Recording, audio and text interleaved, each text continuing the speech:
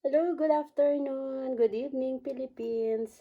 So guys, Sunday, maganda ang panahon at ito na.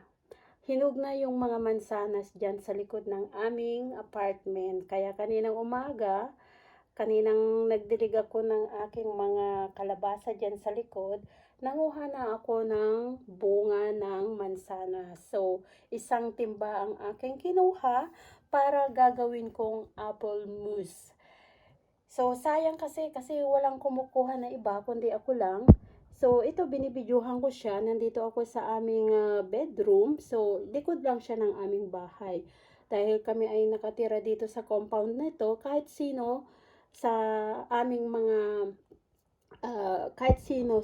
dito, pwedeng kumuha dyan. Pero ako lang ang nagkaka-interes kumuha ng bunga ng mansanas na yan. At saka meron pa palang isa yung taga Poland. Mas grabe yun guys. Lahat ng mga nalalaglag, kinukuha niya hanggang sa wala nang matira. At yun ay ginagawa niyang apple juice para meron silang stocks. So, hindi na niya kailangan bumili ng apple juice. Ako naman, ang ginagawa kong apple mousse. Ini-stack ko rin yun. Hanggang 2 years to 5 years, pwede pa siyang kainin. As long na nailagay siya sa bote na malinis at saka yung bote ay na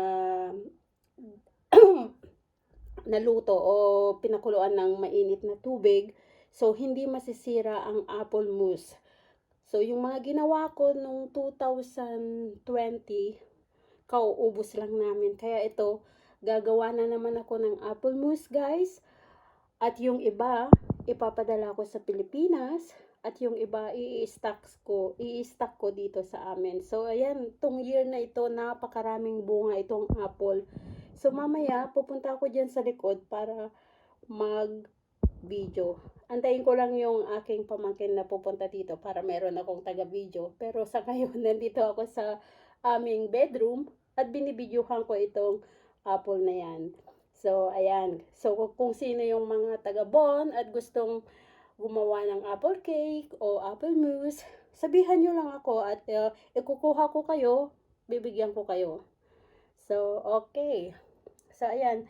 Bali, 3 puno yan, pero hindi siya red apple.